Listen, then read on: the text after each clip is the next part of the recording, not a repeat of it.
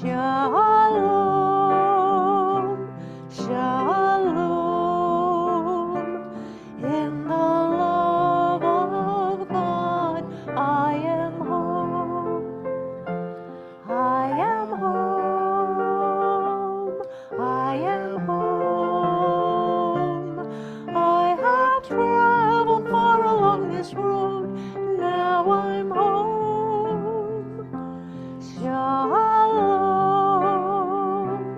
shalom. In the love of God, I am home. Well, welcome everyone. I'm really grateful to have you here. I hope that you all remembered last Wednesday evening to turn back your scale about 15 pounds so that you were prepared for the Advent season. So we are all here to kick off that season of love, that season of light, an anticipation of the birth of the Christ child, both the physical, historical story that we know and the metaphysical story that we know. So we are going to light the Christ candle. And as we do that, if you'll stand, we'll say what we affirm every week. We are an authentic, transformative, spiritual community centered in God. We co-create a world that works for all.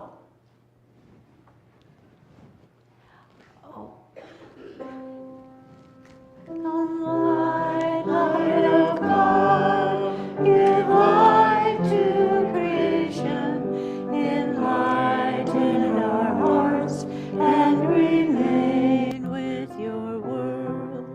Come, light, light of God, give light to creation, enlighten our hearts, and remain with your word. As we begin, I want to read something to you before we turn it over to Bianca. It's something that I found online. It's the metaphysical Advent as captured by Marianne Williamson. Mary was awakened from her slumber, as we all are. She was told to go to the roof, as we are all beckoned to higher consciousness. And there she was spoken to by an angel. She was told the same thing that all of us are told, that God wants to enter us, to impregnate us, and to be born into the world through us. And we are asked to say yes, though we are free to say no. When we do say yes in any moment or any hour, when we allow love to have its way with us, to extend through us, to be born into the world, in something that we think or say or do, we participate in a field of consciousness in which we are all one. And so that is the Advent season that we start today. Now I'd like everyone to stand for our first song, please.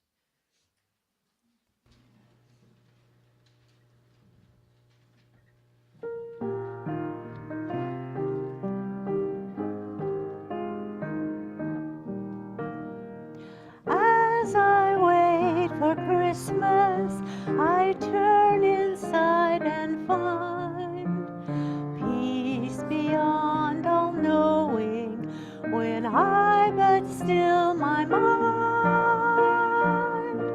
I turn within, I turn within, I touch that place within my soul, that place of love where I am whole, where peace and joy have set me free, where eyes of hope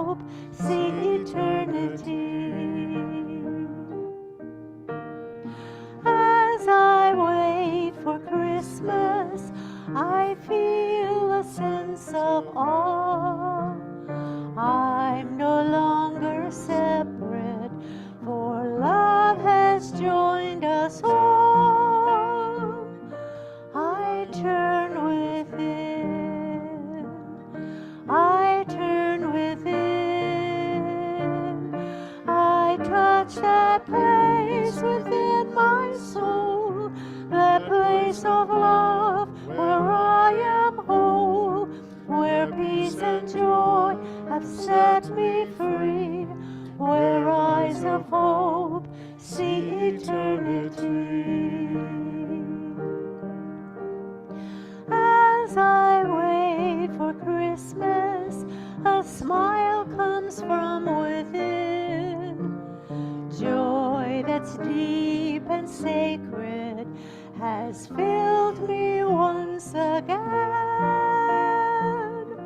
I turn within, I turn within, I touch that place within my soul, that place of love where I am whole, where peace and joy have set me free, where eyes of hope see eternity. As I wait for Christmas, I look ahead and know the purpose of life's journey, for hope has taken hold. I turn within, I turn within, I touch that place within my soul, that place of love where I am whole, where peace and joy has set me free, where eyes of hope see eternity.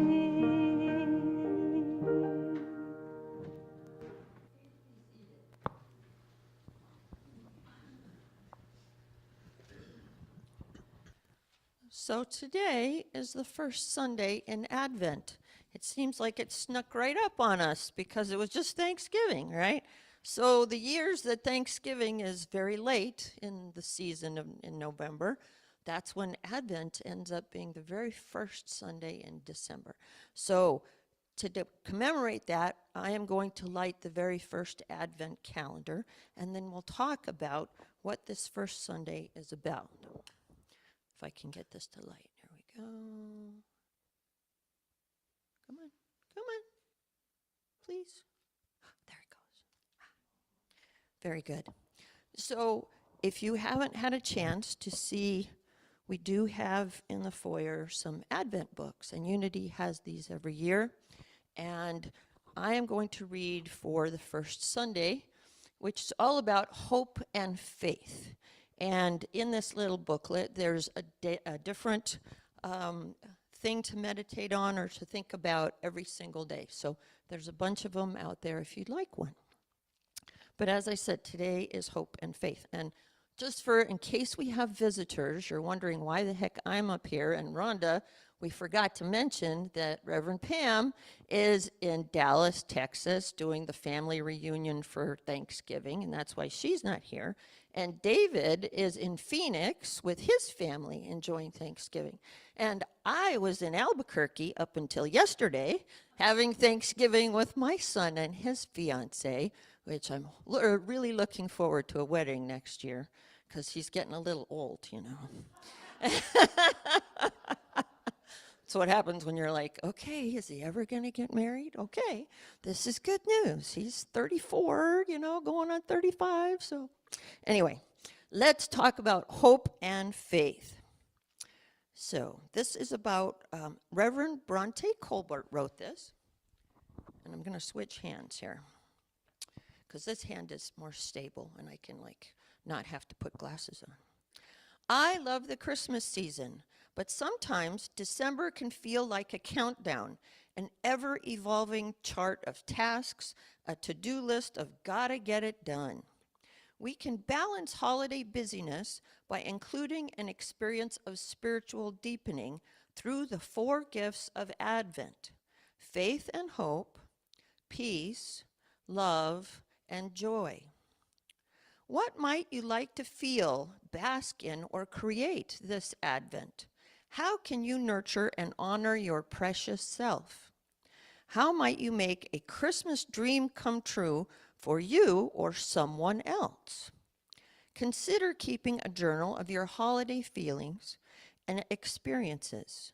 You might create an Advent wreath or use other symbols as you contemplate each week's gift. Advent starts with hope and faith. It feels like cleansing and renewal to me, a letting go of worry, doubt, or any less than positive experiences of past holidays. Advent can be a time to reignite hope, to lean on faith, and to open ourselves to the sacred beauty of Christmas. Today, we're lighting the first candle of Advent, acknowledging faith. Faith can be present even when we're not feeling confident, when things in the world seem to crowd out hope, or when serenity seems lost in the fog of concern or worry. Reminders can help. Take a piece of paper and write faith in big, strong capital letters. Tape it to the mirror or put it in your car. I actually bought one of those little stones that says faith on it, and I have it right there in my cup holder of my car, because sometimes you just have to have that touchstone, to have faith, especially when the driving gets a little perilous, right? Hopefully, we haven't had snow yet, so that's okay. When you feel buffeted by events in the world or in your personal life, picture a pillar of faith by your side. You can touch it, lean on it, see the word faith written boldly on the pillar.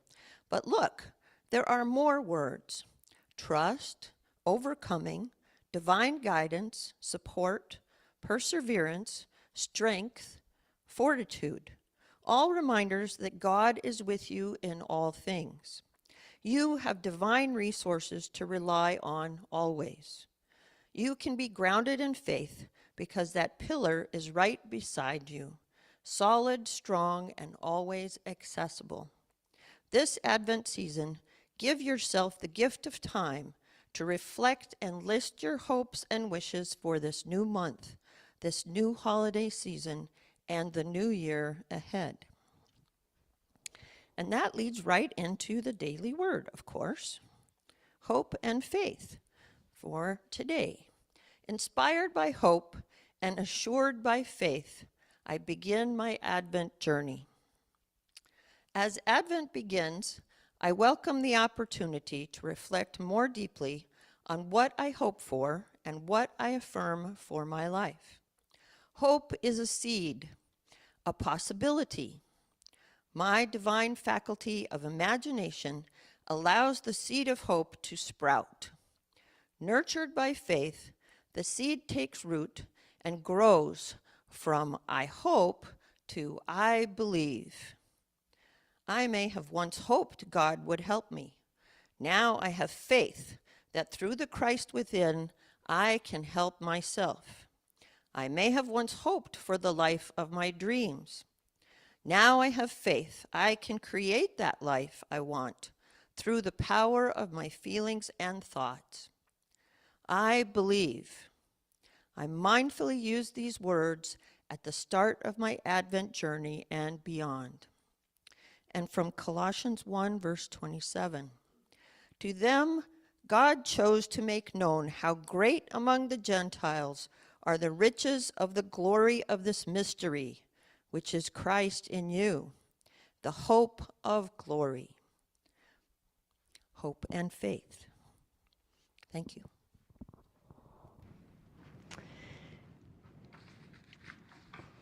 So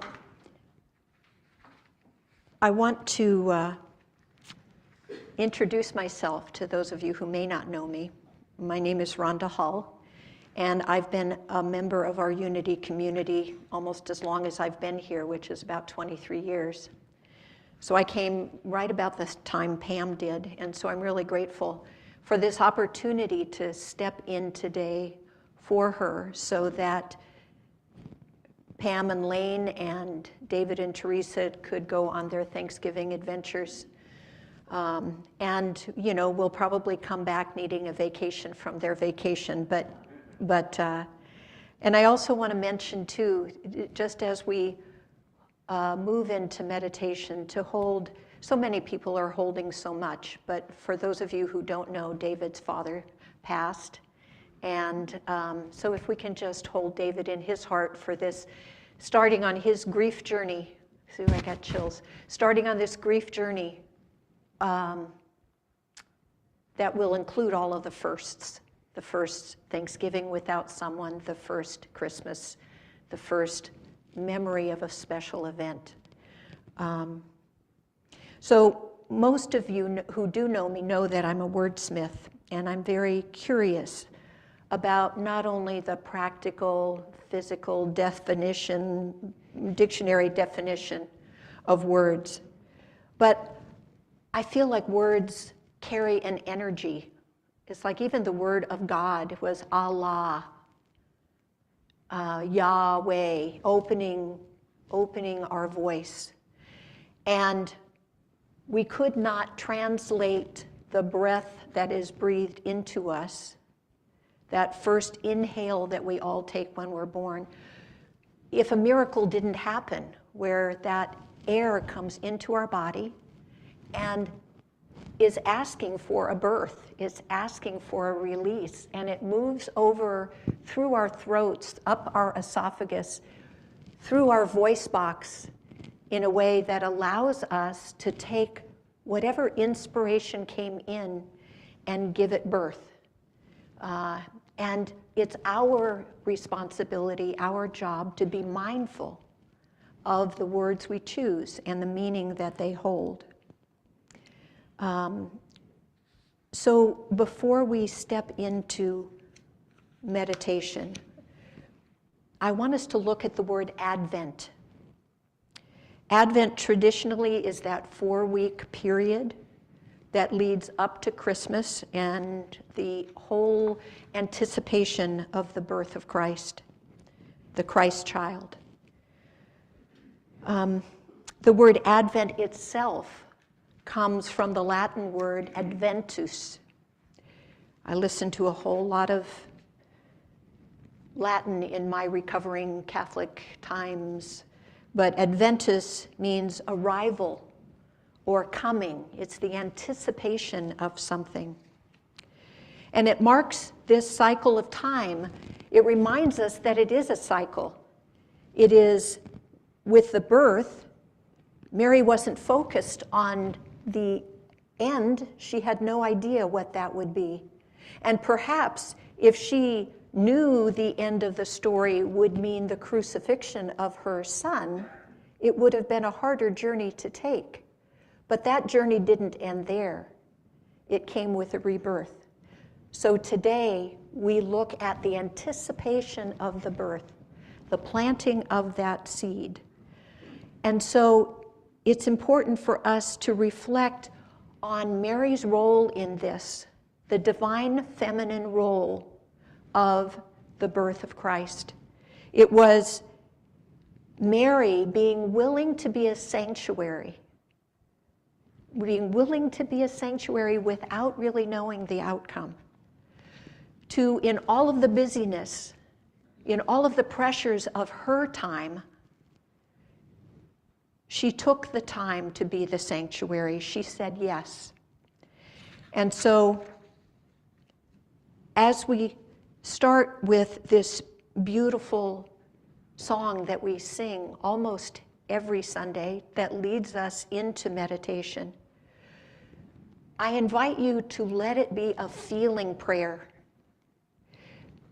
Mary didn't do a mental planning, birth chart plan.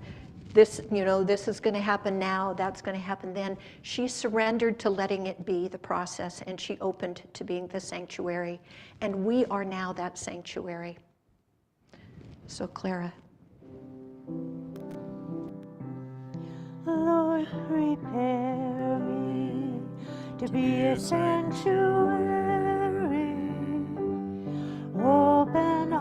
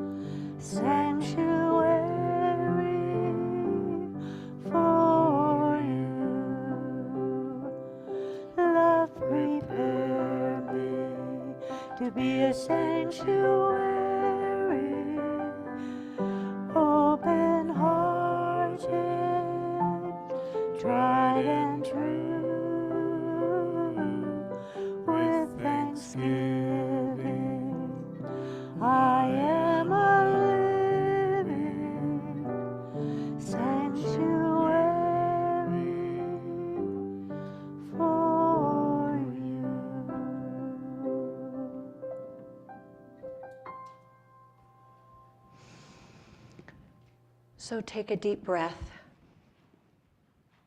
and inhale, and a mindful exhale.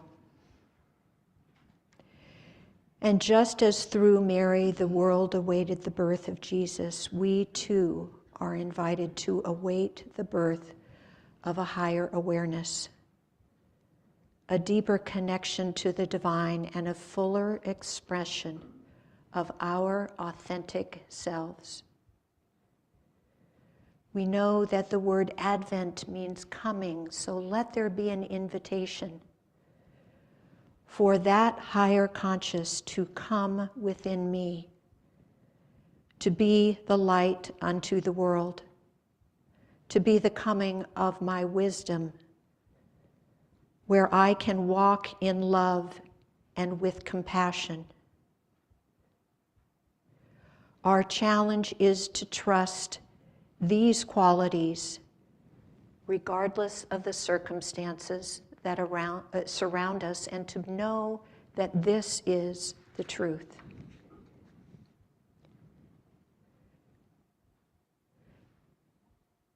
Help us to understand in a new way that without the stress of labor, a baby cannot be born. And so together, we walk this uncertain path, walking with the stresses as they come, the contractions as they come, and it leads to a new birth. The stress of labor provokes us to become more. So focus on your breath. At birth, there is that first inhale,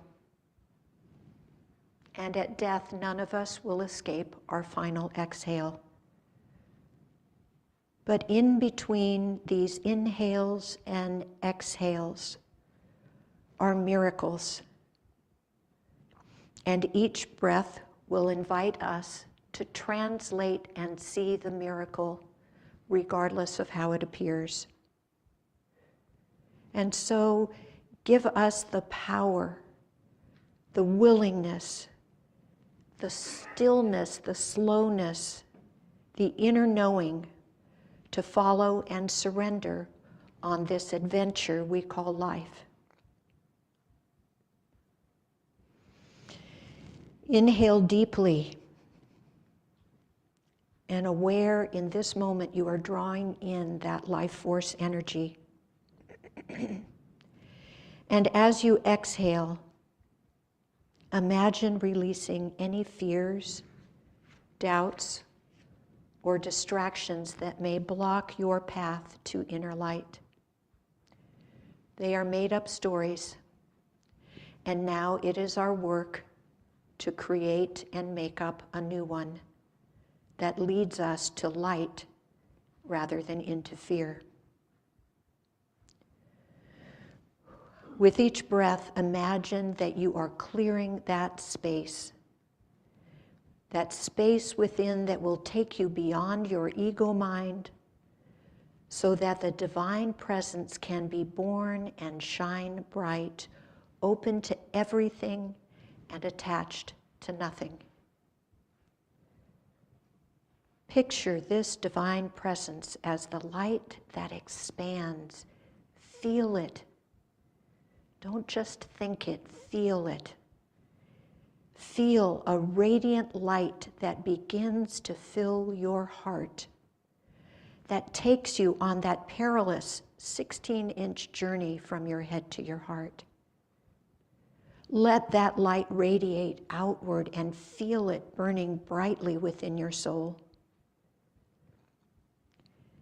See this light and welcome it to grow brighter, filling your entire being with warmth, peace, and love that encompasses the person who sits to your right, the person who sits to your left, the people who sit behind and in front of you, the angels and the ancestors that completely surround you, and that you are one with all of these. And include in that circle your family and friends who are not here present sitting next to you with skin on, but they live in your heart in a way that whether they are still breathing or whether they have transitioned, they are with you and with all of us. And so if you hold prayers in your heart for and with those people, if you care to, you can share them aloud now.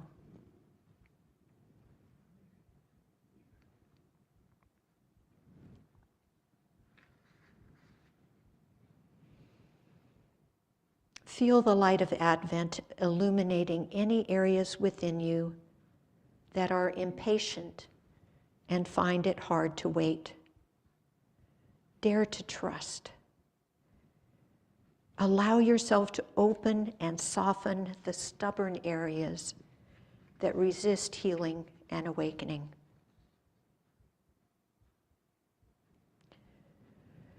As you continue with each mindful cycle of breath, affirm quietly to yourself, I open my heart willingly to the divine light of Advent. I prepare within me a space for peace, love, and wisdom to be born. I trust that light within me growing, expanding, and illuminating all that I am. The great I am, that divine mystery.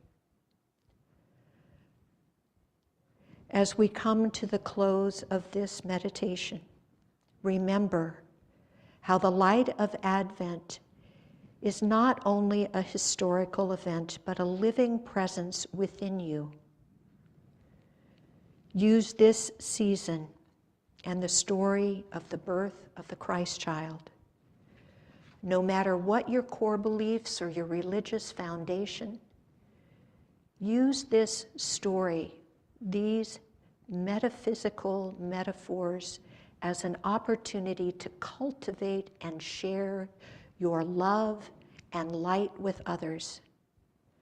And may your love include your love for yourself and your love for others as much as you love others.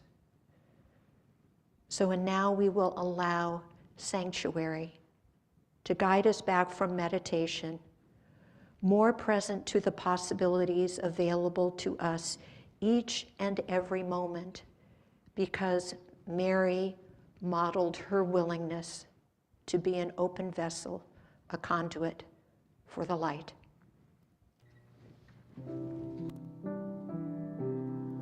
Lord, prepare me to be a sanctuary,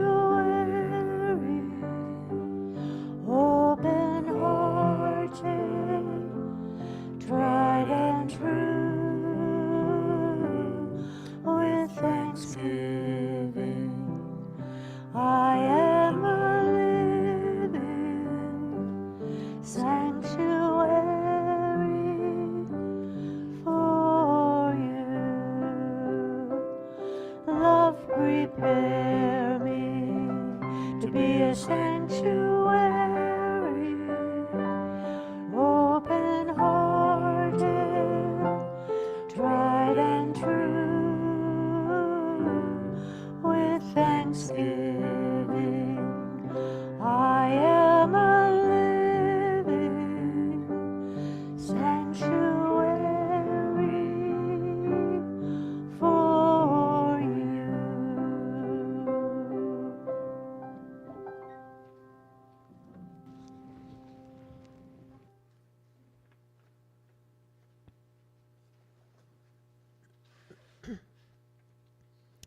I'm hoping you're familiar with this song, I'm Not Lost, I Am Exploring, by Jana, and I'm hoping you will join me on the chorus. And I'll start with the chorus just so you can hear it and be familiar with it.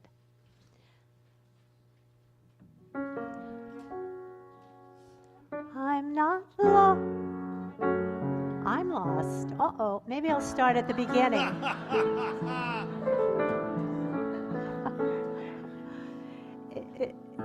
If I could look down on this path I walk from somewhere way up high, I could see the crooked road that I have come. I walked a mile with sorrow, I walked a mile with joy. Now I'm less afraid of either one. For every tear I've cried, there's a smile that I have earned. For every mile I walk, there's a lesson I've learned. Here you go. I'm not lost, I am exploring. Life is an adventure worth enjoying, though I may not know where I'm going. I am not lost, I am exploring. I am not lost, I am exploring.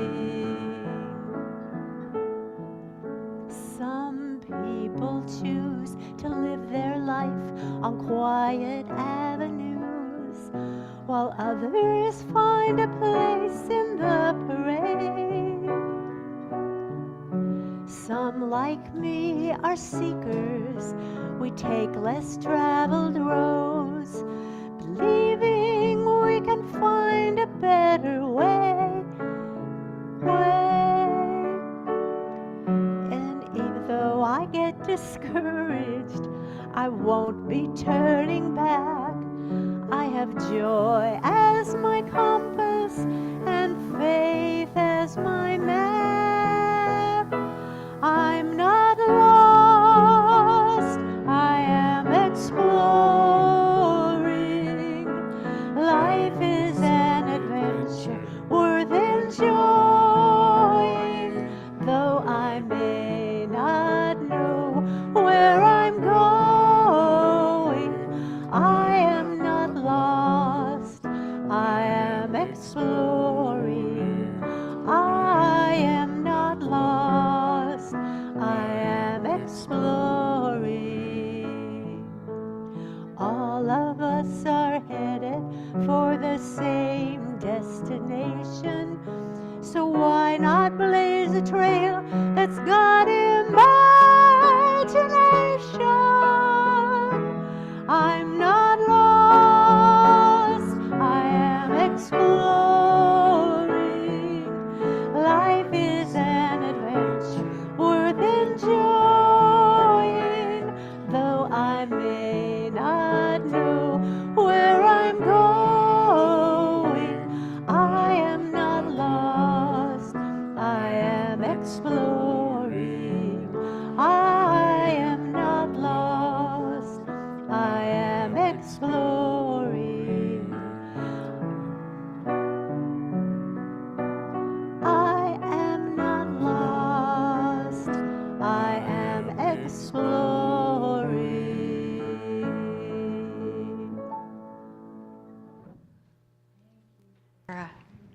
That will express the dangers of transposing. That's all part of life, and I take life very seriously, but in a very, like, it just, moment by moment, it has its own rhythm, and so it's about surrendering. Thank you. Just in case Jana's listening, hi Jana. Jana is a dear friend of mine, and once a month I'm in a women's group that includes her and Lisa Firestone and a group of amazing women. And so that song, I keep telling Jana, as I was listening to the lyrics, I'm sure that was the song that Mary was singing while she was on the back of the donkey, you know? I am not lost, I am just exploring. So my upbringing was through the Catholic Church. And so there, you know, it was catechism stuff, but not necessarily a focus on the Bible. And so I, unlike Pam, I'm not the master of all of the biblical quotes and stories about Jesus and Mary and the birth. But as I prepared to be here for Pam, it's where I was just praying that the divine would give birth through me, whatever was supposed to come. I kind of took notes, and then I know they'll always change. But I was thinking back on my childhood of learning about Jesus and Mary. And I remember as a little girl in first grade, and I was at a convent school called Ramona Convent in Southern California, and their chapel was dark and these big red curtains, and it was so scary. And you walk in and all you see is Jesus on the cross and this whole bloody thing. And as a little girl, it was kind of intimidating. How do you make sense of that? How do you, and then you had to learn these prayers. And you didn't really understand what you were saying. You just had to say them right. And so I guess my form of rebellion is to pray, but really listen to the words I'm saying. Because as a little girl, it was, "Our Father, who art in heaven, hallowed be thy name." And I thought, well, Harold's kind of an unusual name for God, but I guess everybody has a nickname. And then it was, "Hail Mary, full of grapes. The Lord is with thee." Well, I like grapes. I guess she likes grapes, and she must have liked grapes that had seeds, because somehow that seed was planted, and then you have the birth of Jesus. So Advent kicks off. Those prayers are just kind of the tip of the iceberg of how we were indoctrinated, and hopefully we are here exploring what all of that means. Is it true? Does it matter if it's true? Is he the only one? Are there others? It's like, wow, I feel fortunate to know and invite you all to know that no matter what your path on the spokes of the wheel, it leads to that hub where we're all one. So, but Advent kicks off that story, that metaphorical story. So imagine a young woman living in very challenging times, being told by an angel that she was pregnant. And she's pregnant because of those seeds, somehow that were an immaculate happening, the immaculate conception, a virgin birth. And her primary instruction was, hey, just trust me. Just wait. Be not afraid. And that phrase, as I understand it, and I think I've heard it from Pam, that phrase appears more than any other phrase in both the Old and the New Testament. But that's a big ask. Be not afraid as you go exploring. If Jana only knew that those were her lyrics to live by, that we are all exploring. And I can't imagine imagine going to my mom and saying, oh, by the way, I'm pregnant. The angel told me, without having had sex. It just wouldn't have flown. So imagine Joseph receiving this news. And again, by an angel, that he was to trust that Mary was miraculously pregnant, And he was to be not afraid and assume the role of earthly father to this child in a politically volatile time. We're still in a politically volatile time. So he was expected to do this without question, and weather all the judgments, the skepticism, the risks to all of them by taking on this role. Then, a very pregnant Mary was to ride on the back of a donkey across a desert to be counted in a census, only to give birth in a stable in Bethlehem, in a manger. And metaphysically, we are that manger that Mary gave birth to, the baby. And she was surrounded by animals. And then these 3 wise men show up, men who followed the only GPS that they had at the time, which was following that star. And I'm sure they had to do their recalculating. And historians say that it took them 3 years to get there. So whenever they saw the star and how that all worked out, I'm not sure. And they say that Jesus was probably born in September, not in December.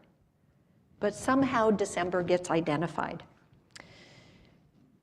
So women usually humorously say that if it had been 3 wise women instead of the wise men, then they would have asked directions, they would have arrived on time, they would have helped to deliver the baby, they would have cleaned the stable, made a casserole, and brought practical gifts, and then they would also, there would be peace on earth. But we're still letting the guys kind of rule that. So anticipating birth, either metaphorically or physically, brings up all sorts of emotions, all sorts of unknowns, requires waiting, patience, courage, willingness to be present, for you don't even really know what's ahead, especially if you've never given birth before. It's pretty amazing. I've done it twice. It's a pretty amazing process. I've been with many women during that time. It's a very empowering, scary process. And it's all about training ourselves to do inner listening, to breathe with contractions. The more you resist, the harder it gets. So it's no coincidence that the words Advent and adventure come from the same root word. And that's why we are on an adventure. We are not lost. We're just exploring. Because being lost assumes that there was a specific place to arrive, when being exploring moment by moment allows you to be present. Waiting is not passive. It's like if we're waiting for my talk to end, hopefully something is happening within you as you are waiting. It's not about waiting by doing nothing, but how we wait. How we wait that transforms the experience, that generates an outcome. It's where we collaborate or co-create with the outcome, but we're usually tempted to do it by freaking out about forcing it to go in a specific direction, rather than just letting it unfold. So,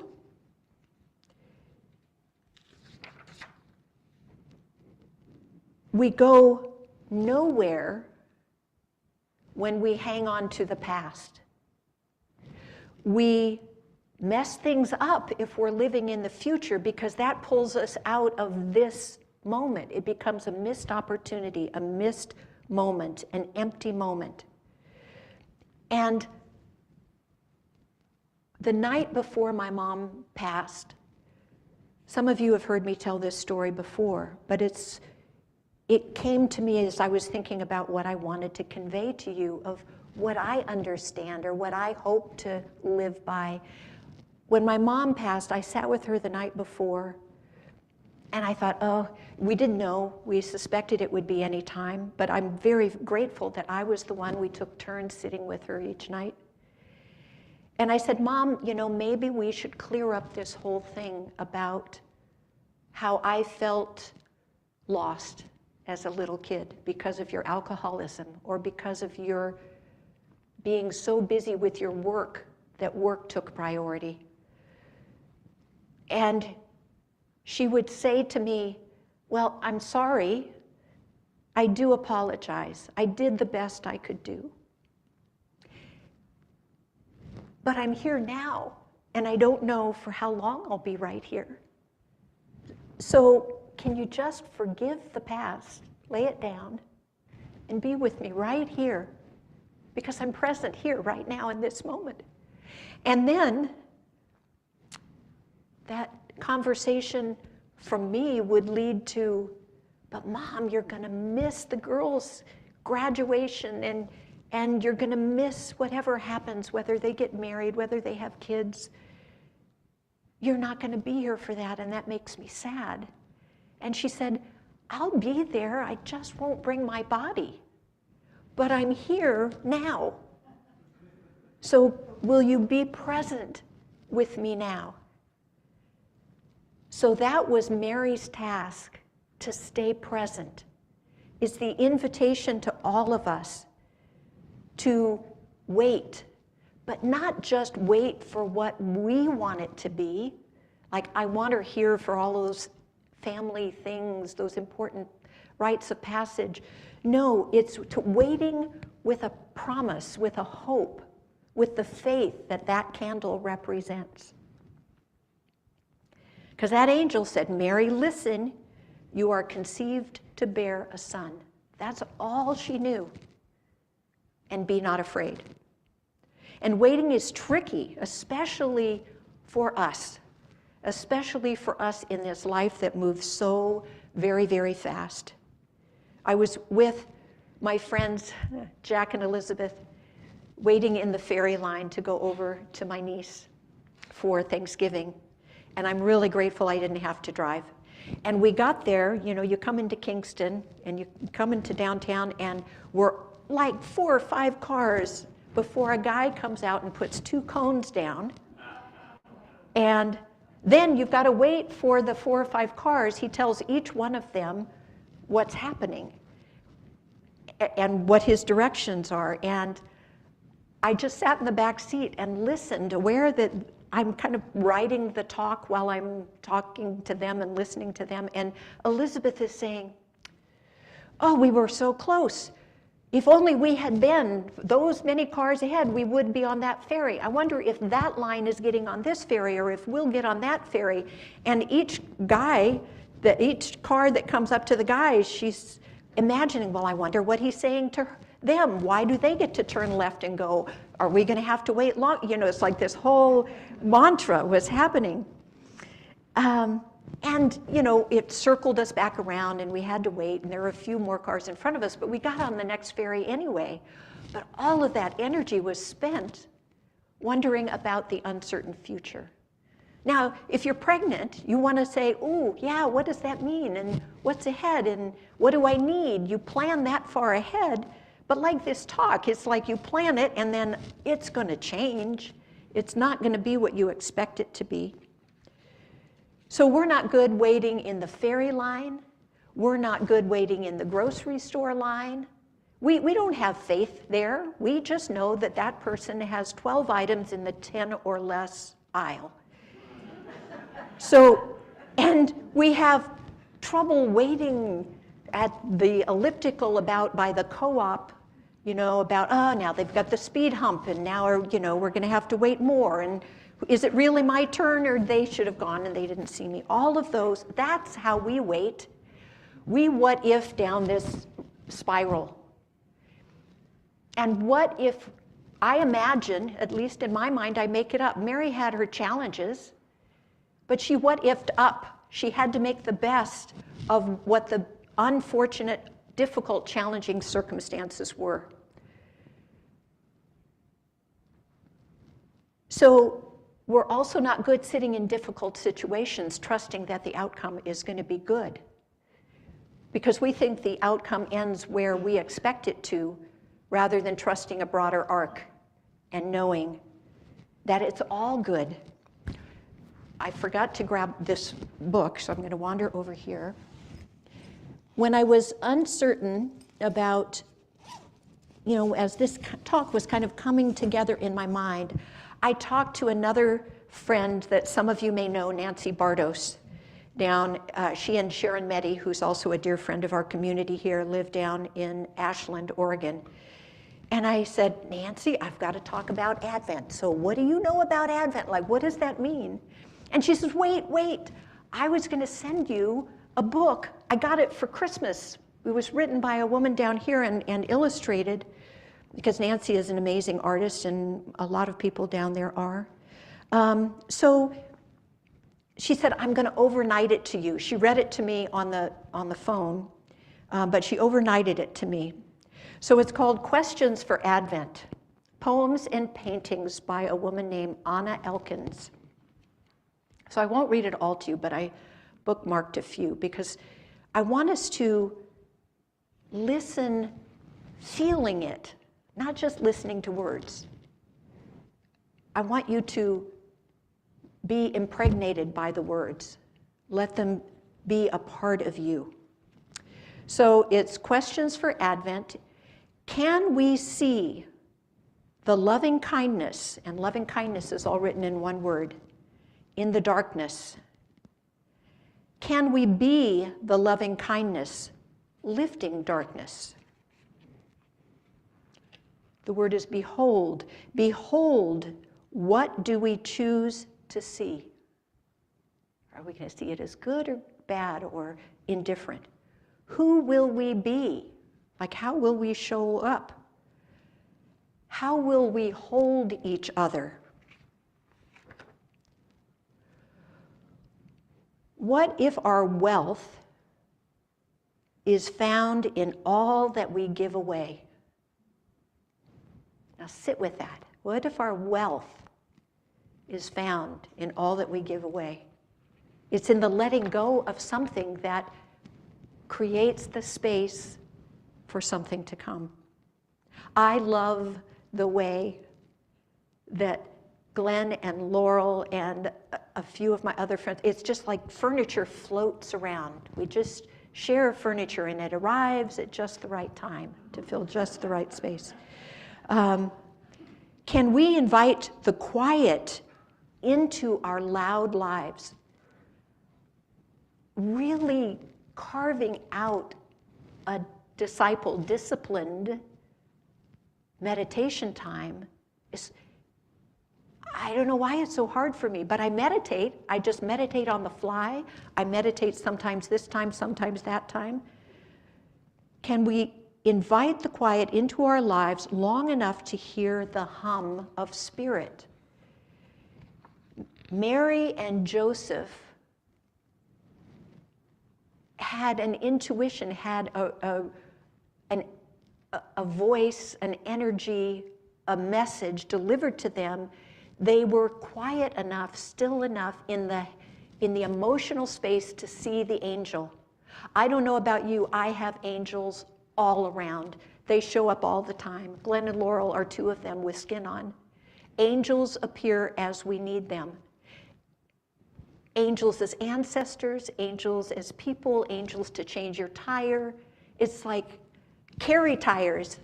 Purdy carried tires for me. Angels show up everywhere. What if it's in the waiting that we shape our stories? What if we offered honor to those who don't offer it? Those who cannot give what they've not been given. That was part of what my mom taught me that night.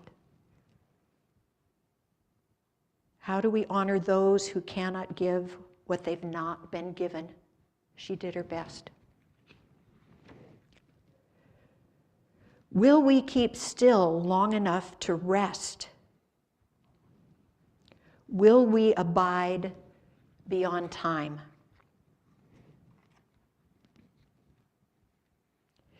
Instead of being jaded by the gravity of our world, can we shift the ellipsis of our hearts? Can we be aware from the anagram galaxy of bare awe? That was so beautiful. Instead of being jaded by the gravity of the world, all the news, all of the media, everything we see, can we shift the ellipsis of our hearts? Can we be aware from the anagram galaxy of bare awe? Like, just look around you now and find someone or something to be in awe of. Who is awesome sitting in this room? I feel so blessed to be a part of this community. And it takes showing up and being present. What if the ills around us could be healed? What if our every choice to live in light illuminates another's night? Can we make points of stillness in the quickly spinning day? What if each of us is and always has been and always will be complete? Ooh, drink that one in.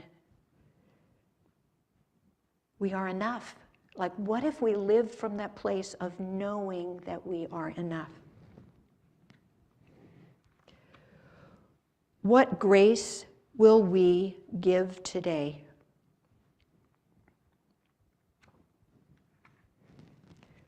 Grace. Hail Mary, full of grapes. The Lord is with thee. So true waiting means waiting without ego. It means waiting without judgment. It means waiting with love. It means allowing stillness. It means following the flow that is, not that we think it should be. Now this one, it's just so important as we think of waiting. It is never a movement from nothing to something. It is always a movement from something to something more. Just like Mary, we have to ask ourselves, are we willing to wait, actively present by staying committed to adjusting our vision to see heaven on earth regardless of the circumstances around us? So a waiting person is a patient person, willing to stay where we are and live in the situation, live it out to its fullest, called forward by the belief that something is hidden there. There's a blessing in everything. Impatient people are always expecting the real thing to happen somewhere else. That's what my mom was teaching me. It's here now.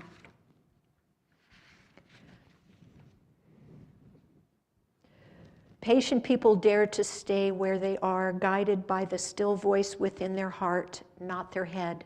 So we're on that perilous journey from our head to, our heart. I talk with my hands, what can I say? Patient living means to live actively in the present and wait there.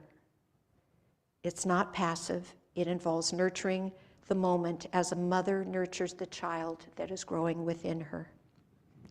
We have to get so still that we can hear our angels, that we can hear the voice of God that's calling us. Mary was not filled with wishes. She wasn't attached to the outcome.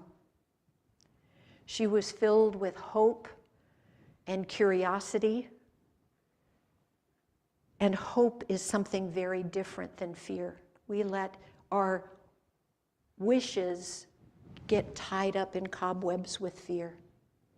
Mary somehow had the ability to be in the present moment and to see that it was not the wishes. She was filled with hope.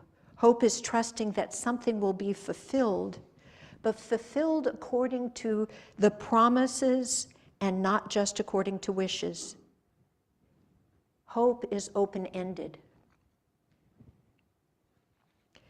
But it's a radical attitude to live life today and let love lead. It's not a comfortable climate to do that. But that, I believe, is what we are being called to do. That regardless of how we interpret the circumstances, all we need to do is to be present here. Let ourselves be the advent that opens and holds willingly, that is curious and loving, on the adventure, where we remind ourselves over and over and as many times as necessary, we are not lost. We are merely exploring, open to knowing that love is the answer to every question if we dare to wait. So may this Advent season bring us all deep peace, regardless of our circumstances. May we be determined to focus on the light and the possibility of every moment. May we allow ourselves to give birth to the Christ consciousness within and live it. Let it, the air come in and the promise come from outside, out to the outside. May we completely trust that love is the answer. And if you have any questions about that, look to your right and look to your left and see these beloved people who are aligned and here with you, loving you and welcoming your love. May we be a reminder to one another that we are blessed not to be alone on this adventure. So on the back of this book, it says, "What is the quest at the heart of our questions?" What is our quest?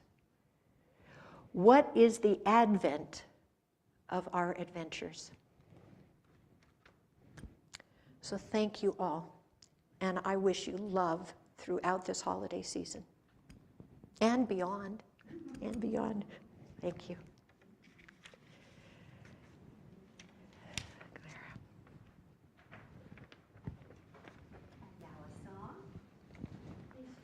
In my Oh, yes, heart let's stand. is the road.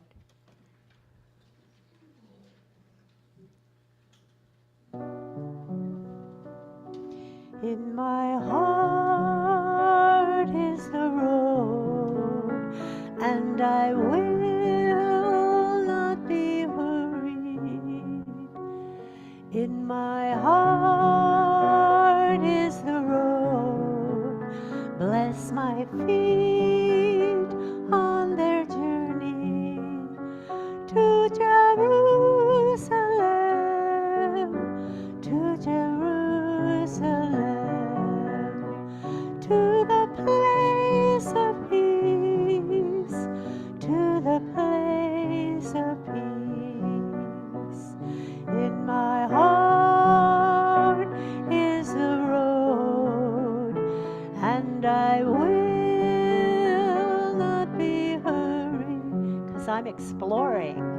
In my heart is the road, bless my feet on their journey to Jerusalem, to Jerusalem, to the place of peace, to the place of peace.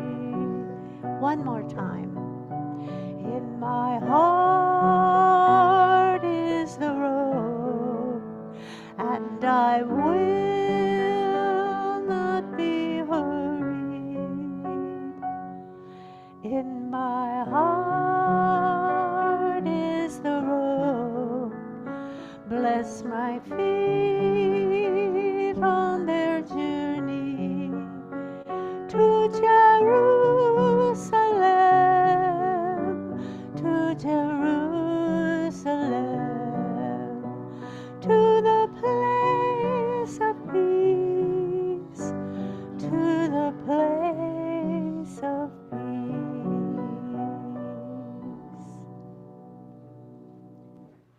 Please be seated.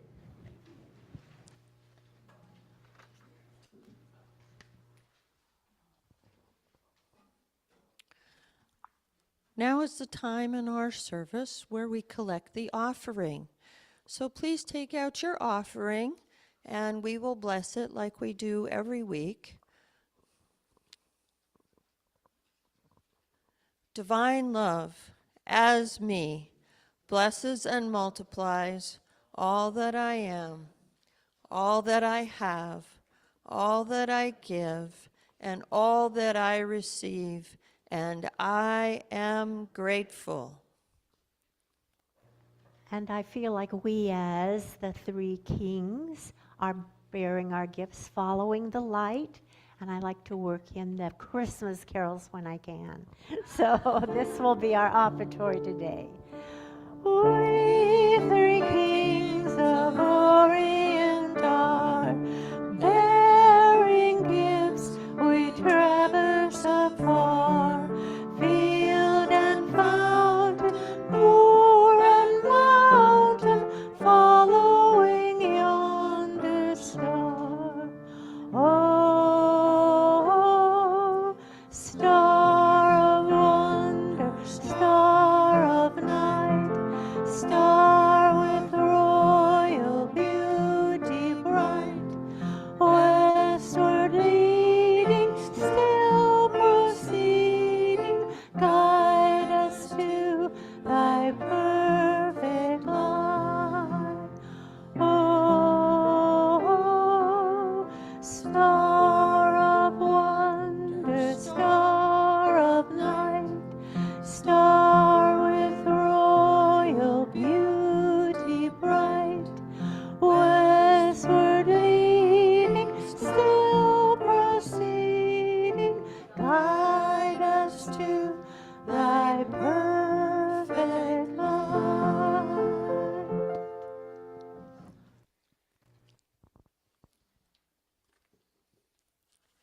Since I'm not the best at coming up with wonderful prayers right after offering, I usually get Pam or David to do it. So we happen to have a very wonderful unity, prosperity blessing that I am going to say at this time because we don't say it often enough.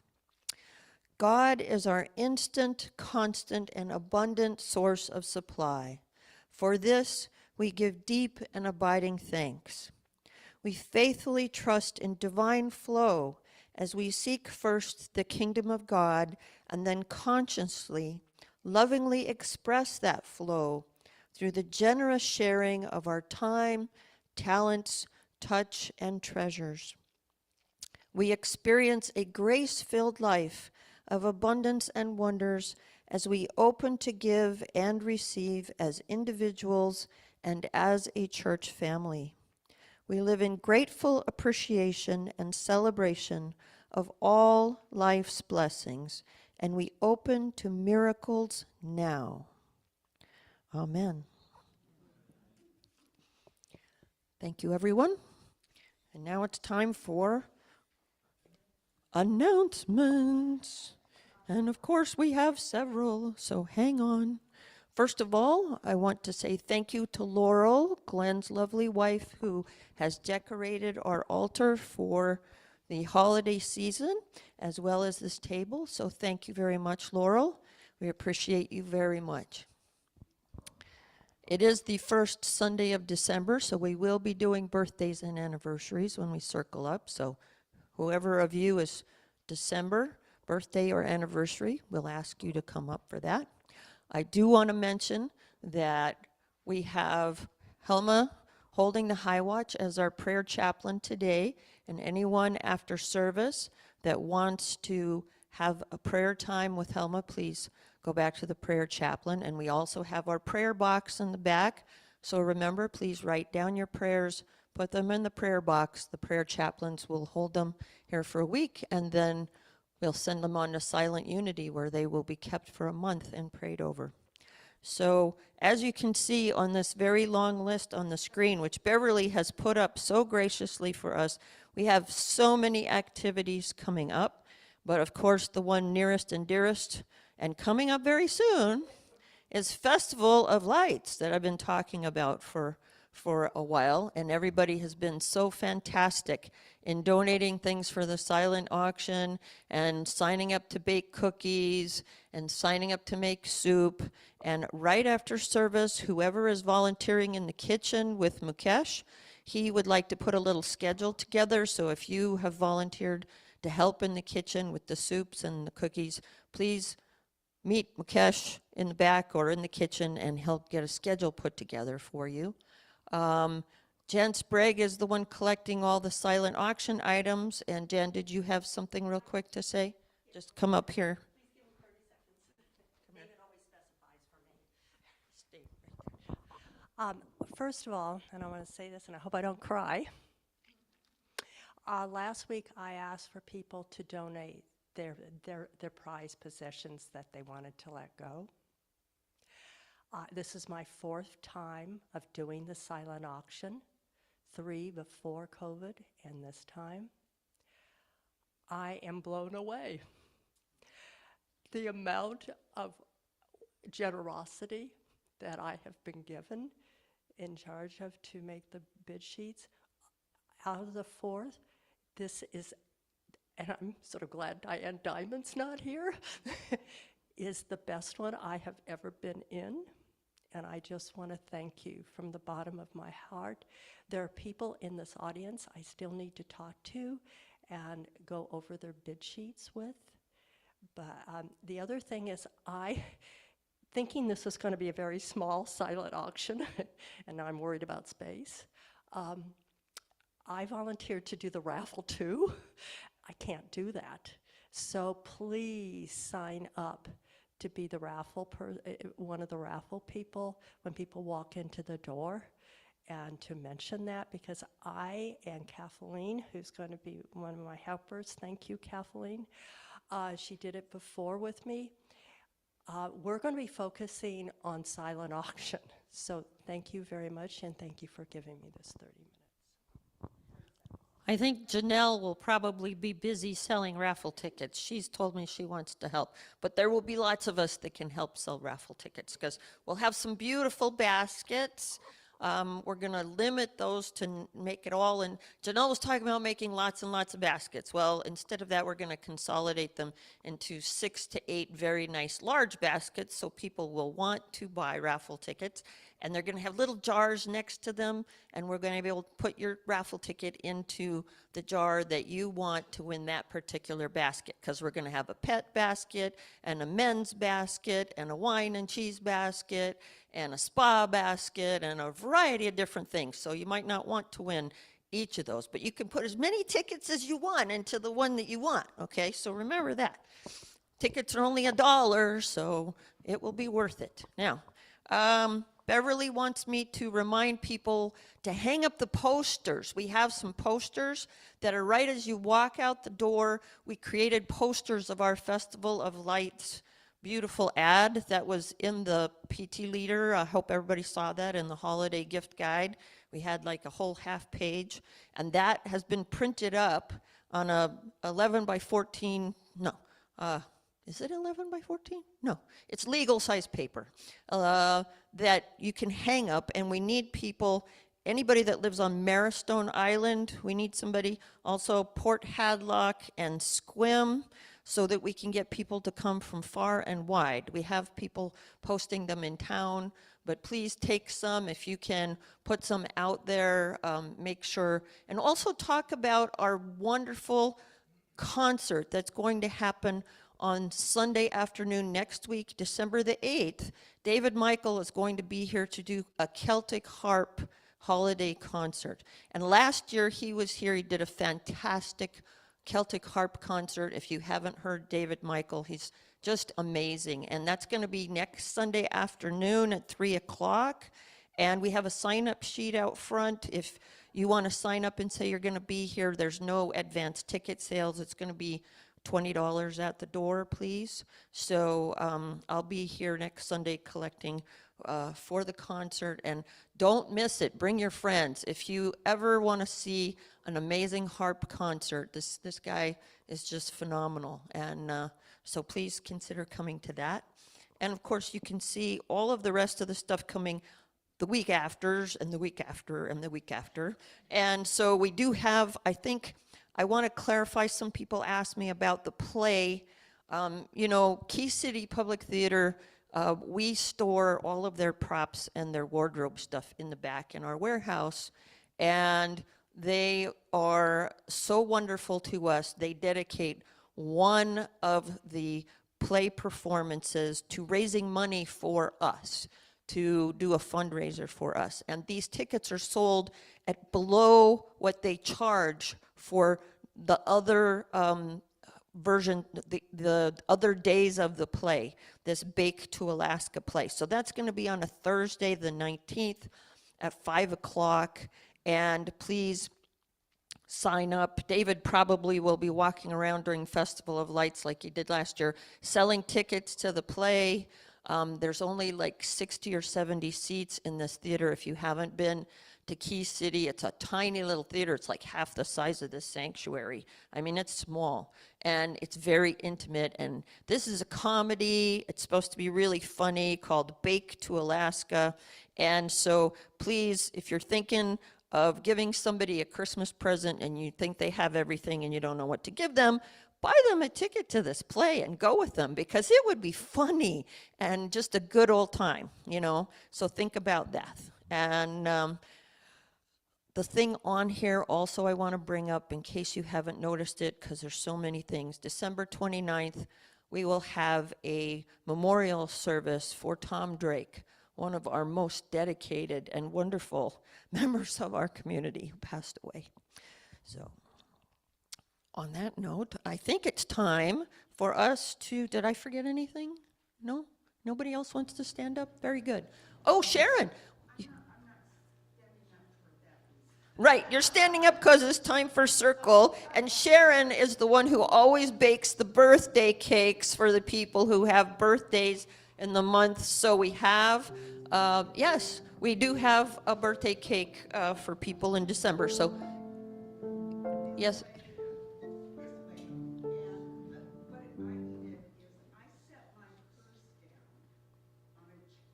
Uh-oh.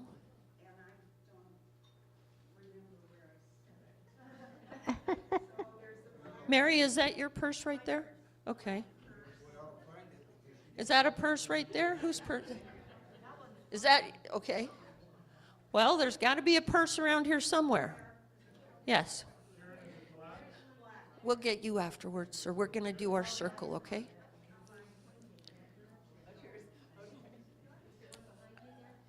Does anyone see a spare purse that's not theirs? Is there a purse right there? Is it this one right here? Is it that one? Oh.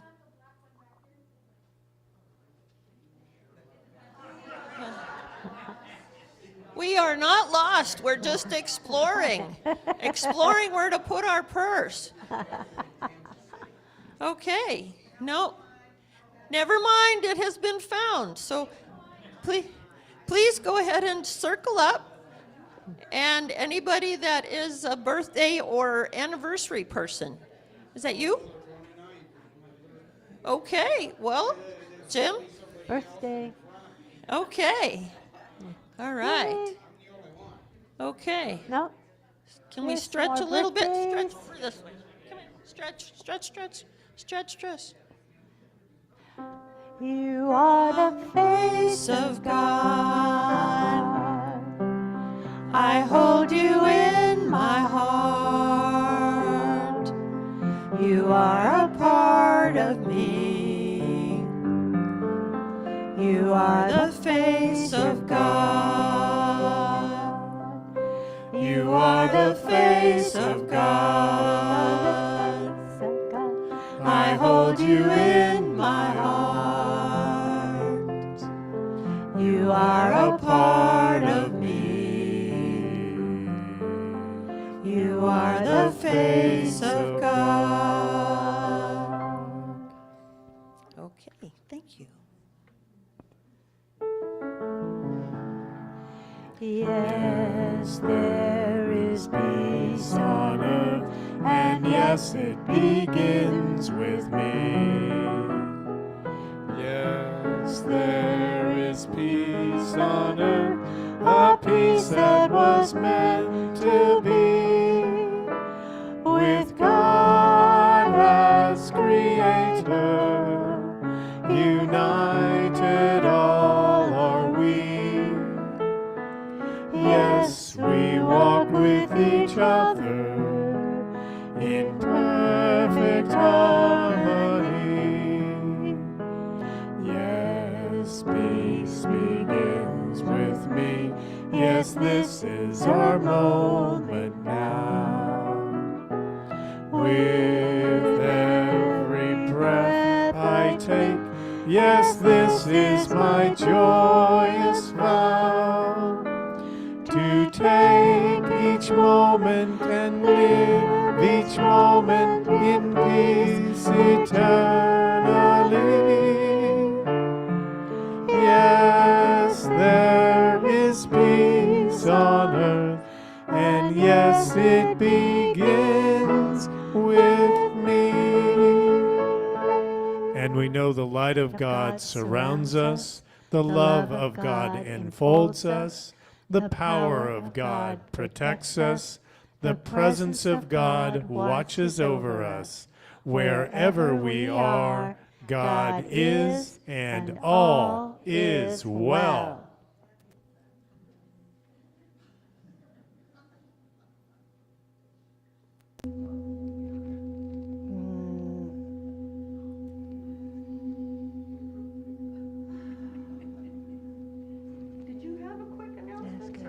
I'm the new writer in town, and on December 4th at the library, the Page House, from 4:30 to 6, I'm going to teach how to write stories as Christmas gifts. Oh, It's a one-page story, and it's about the person you're sending it to, but you got to sneak yourself into every story. It's fun. I've done a whole bunch of them this summer, and the people that I gave them to just loved them because it was about them. And there actually is a whole bunch of other stories that you can listen to right now. They're on my podcast where I interview people in Port Townsend to get their stories on a podcast, and boy, they're good stories. Yeah. It's Podbean, like instead of bean pods, podbean.com, and my name, KD Howe. And they're wonderful stories, and you won't believe how far back people remember. 1958, the woman was 11 and a half years old. She remembers being in a forest fire. That's like a whole episode on podcast. right. But So when is that? December 4th at the library. at the Pink House. 4:30 at the library in the Pink House. Very good. Thank you. Thanks for helping out.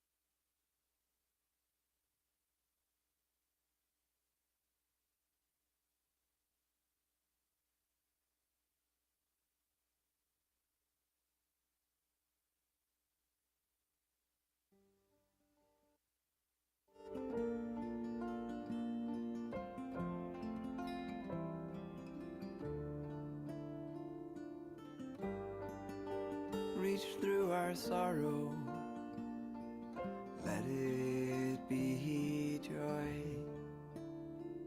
Oh, let it be joy.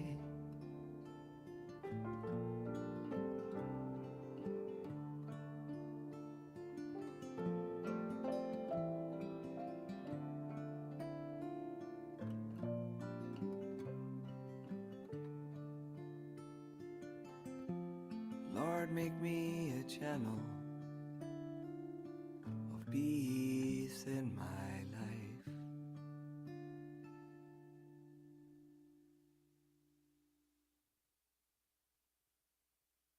Ave Maria, gratia plena, Dominus tecum, benedicta tu in mulieribus, et benedictus fructus ventris tuae, Iesus. Sancta Maria, Mater Dei, ora pro nobis peccatoribus, nunc et in hora mortis nostrae. Ave Maria, gratia plena, Dominus tecum, benedicta tu in mulieribus, et benedictus fructus ventris tui, Iesus. Sancta Maria, Mater Dei, ora pro nobis peccatoribus, nunc et in hora mortis nostrae. Ave Maria, gratia plena, Dominus tecum, benedicta tu in mulieribus, et benedictus fructus ventris tuae, Iesus. Sancta Maria, Mater Dei, ora pro nobis peccatoribus, nunc et in hora mortis nostrae. Amen.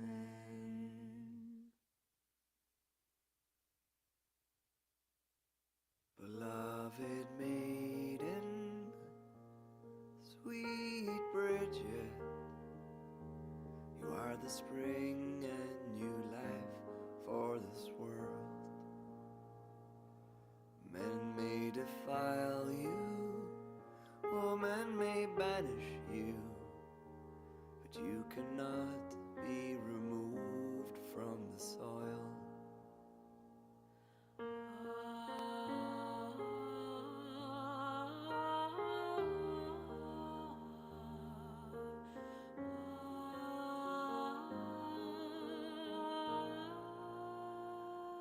There was a moment you could not bear it all, and your tears soaked the earth for what you saw. And on that hallowed ground there grew a fruit tree, with Eden's fruit brought to light through your tears.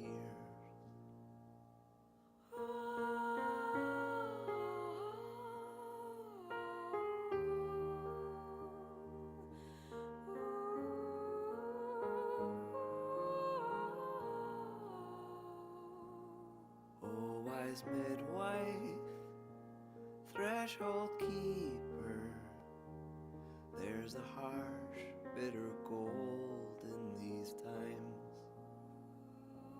But in your tender heart, there lives a beauty. It's the gold that fills the cracks where we divide.